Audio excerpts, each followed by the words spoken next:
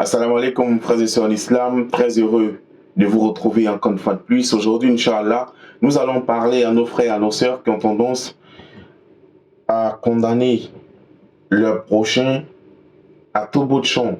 Il faut savoir une chose, mes frères et sœurs en islam. Je l'ai toujours dit.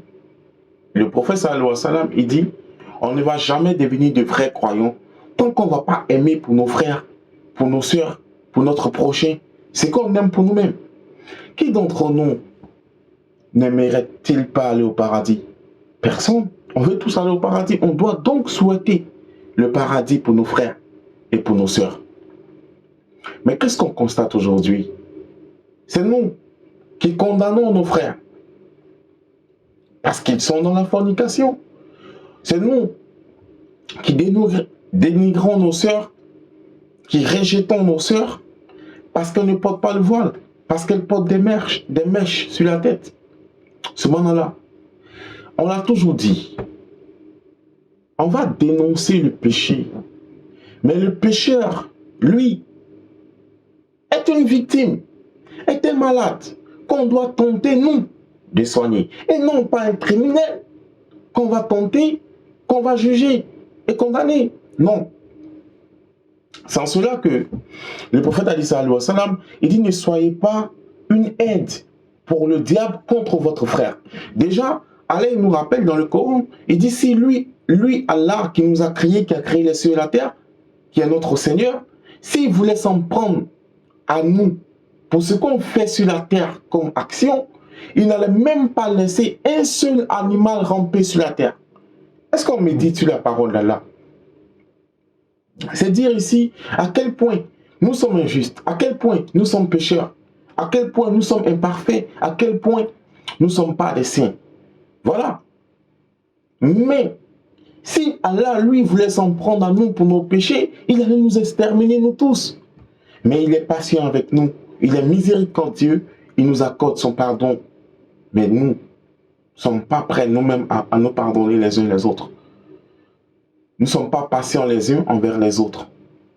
Mes frères et sœurs en islam, même aujourd'hui, nous, à qui Allah a la facilité, la dawa, on a un passé. On a un passé dont on n'est peut-être pas fier, parce qu'on a commis des choses peut-être dans le passé. Mais le passé reste le passé. Le plus important, mon frère, ma soeur en islam, c'est comment tu finiras. C'est ça le plus important. Donc aujourd'hui, moi je parle avec quelqu'un, même s'il est drogué. Moi je parle avec une soeur, même si elle est prostituée. Oui, je parle avec elle. Je lui donne des conseils. Et derrière, quand je me retrouve seul à la maison sur mon tapis de prière, je prie pour elle. Pour que quoi? Pour que Allah guide son cœur. Pour que Allah guide son cœur. Je ne vais pas passer mon temps à parler d'elle dans le quartier, à la dénigrer. Non. Je vais faire des doigts pour elle. Prier pour elle. Pour que Allah subhanahu wa ta'ala, qui est le Dieu capable de toutes choses, puisse bouleverser son cœur pour qu'elle abandonne la prostitution, pour se consacrer à l'adoration de son Seigneur.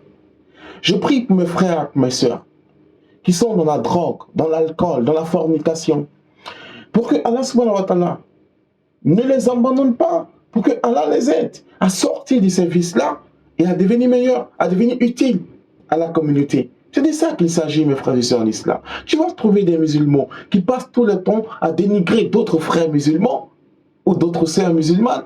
Subhanallah, qu'est-ce qu'on gagne, nous, à se dénigrer les uns les autres? Absolument rien. Absolument rien. On a plutôt intérêt, mes frères et sœurs en islam, d'être unis. C'est unis qu'on sera fort. Et quand tu pries pour ton frère, je t'assure, les anges prient pour toi. Les anges prient pour toi.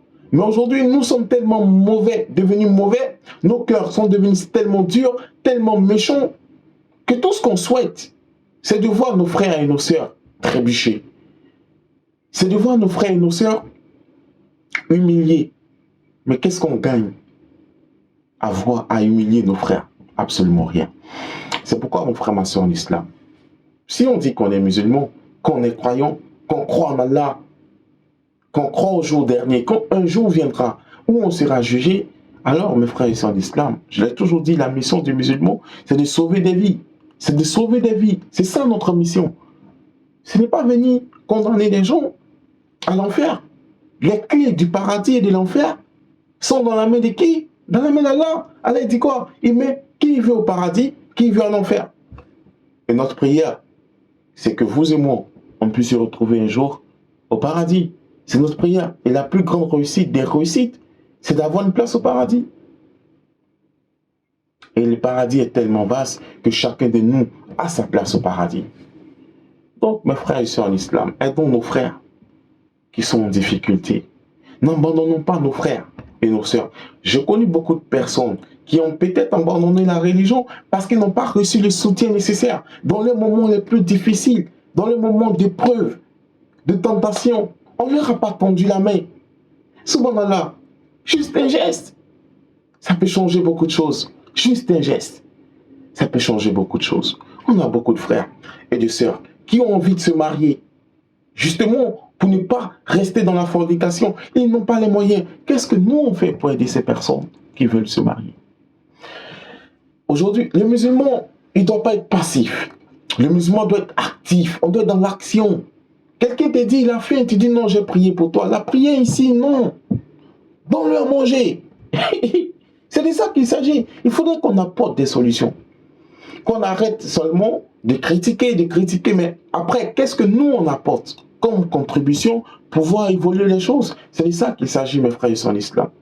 Tu dis que des frères sont drogués, ils sont perdus. Maintenant, quel effort toi tu fais pour essayer de les aider à quitter la drogue, à quitter ce monde-là? On dit que nos sœurs, elles sont des poclés, elles sont des prostituées, elles sont des joueuses de bisous. Qu'est-ce qu'on fait? Est-ce qu'on va vers elles pour parler avec elles, pour les aider? Est-ce qu'elles ont des projets? Est-ce qu'on peut les aider à sortir de ce monde-là? C'est de ça qu'il s'agit, mes frères et sœurs en islam.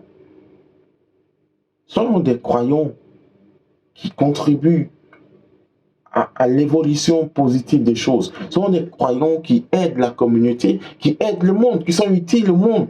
Mes frères et sœurs en islam, ne soyons pas juste assis en train de parler. Celui-là, il fait ci, celui-là, il fait ça. Subhanallah. Et d'autres vont plus loin. D'autres vont plus loin. Ils diront non, lui là, il va aller en enfer. Lui, celle-là, non, elle ira en enfer. Non, mon frère. Non, ma soeur. Ikabilon et Massinilon, tu connais aujourd'hui, mais tu ne connais pas demain, mon frère. Personne ne sait comment il finira. Le destin de l'homme appartient à qui? Appartient à Allah, mon frère. On a vu des braqueurs devenir des imams. On a vu aussi des imams devenir des fornicateurs. On a vu des imams devenir des braqueurs aussi. Donc, ça veut dire que personne ne sait comment il va finir. Donc, on prie tout simplement pour que Dieu nous donne une bonne part ici-bas, une bonne part dans l'au-delà, qu'il fasse que au moment de notre mort, qu'on soit des vrais croyants, pour profiter, Inch'Allah, des largesses qu'il a promis aux croyants.